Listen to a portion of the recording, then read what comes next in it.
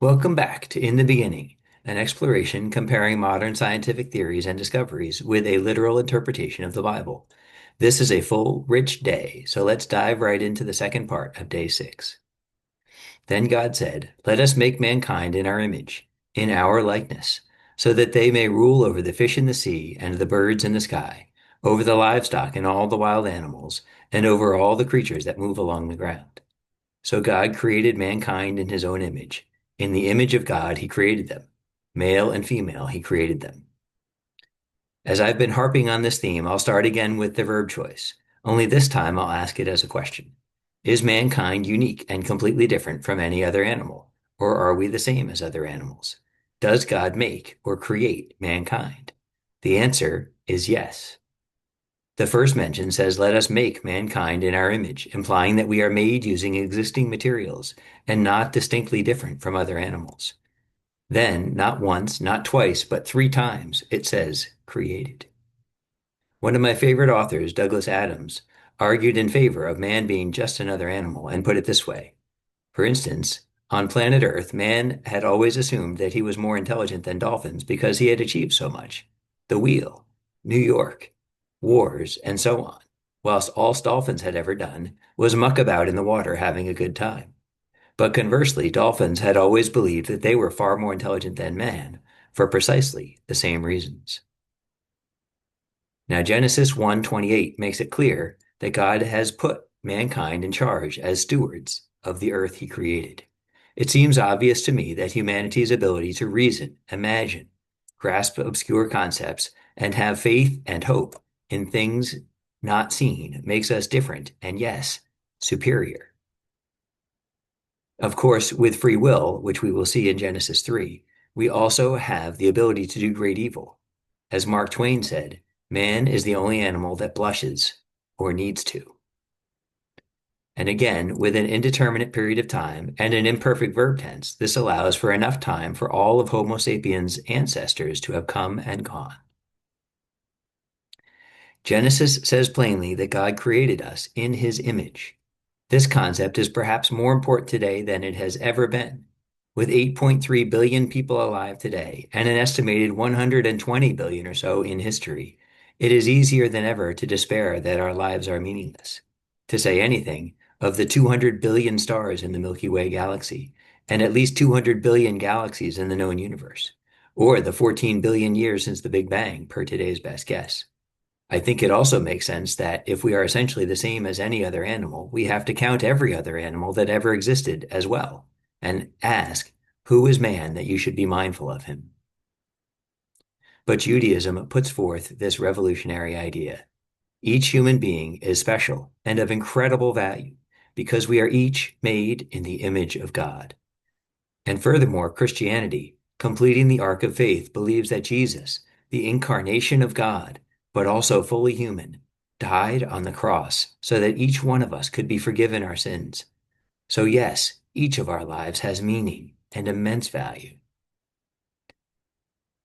The King James translation uses man here, and that has long been the understanding, but the Hebrew word is in the plural, so mankind is a better translation.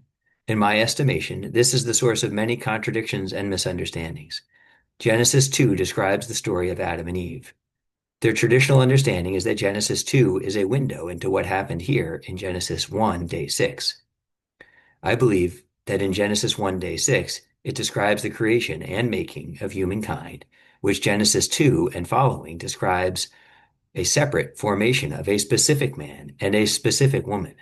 These two, known as Adam and Eve, are not the first human beings. They are the first humans who God has a personal relationship with. What is the evidence of this? First is the part of speech used, mankind and man.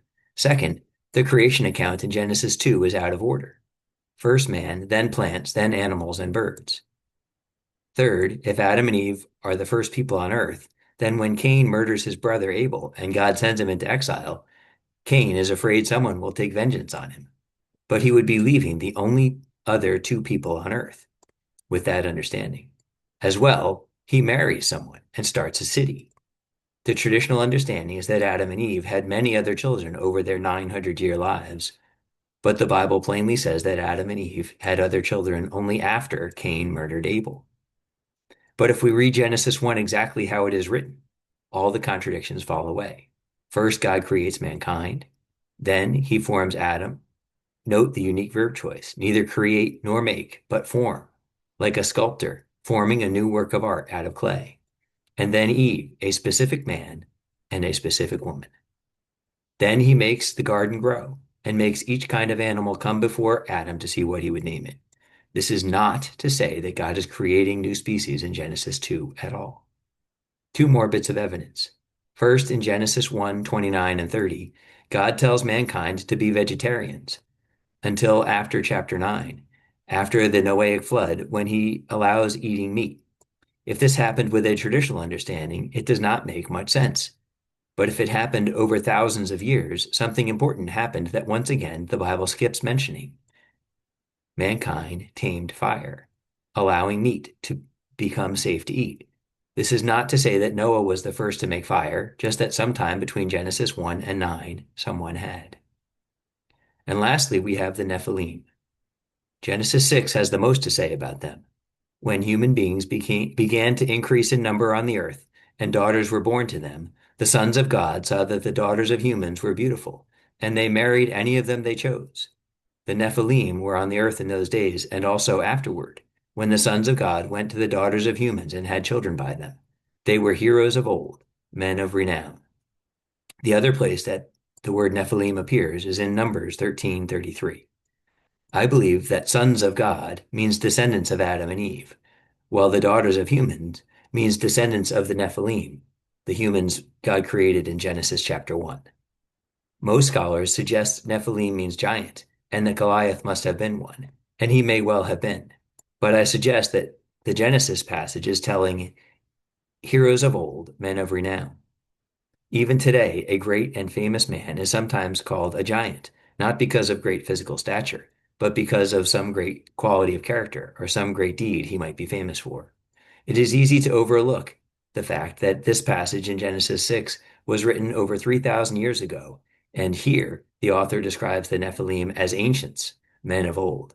Put that in perspective. In summary, mankind is in the plural and is both made and created. God ordained mankind to be stewards of his creation. We are all made in the image of God and have immense value. Adam and Eve are not the first human beings, but the first that God has a personal relationship with.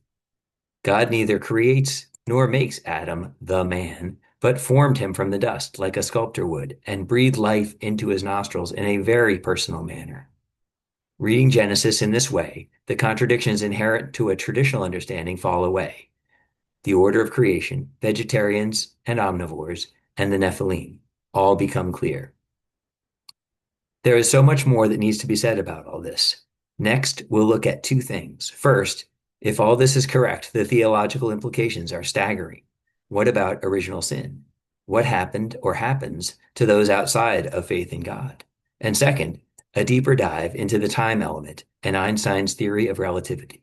I hope you will join us. Thank you.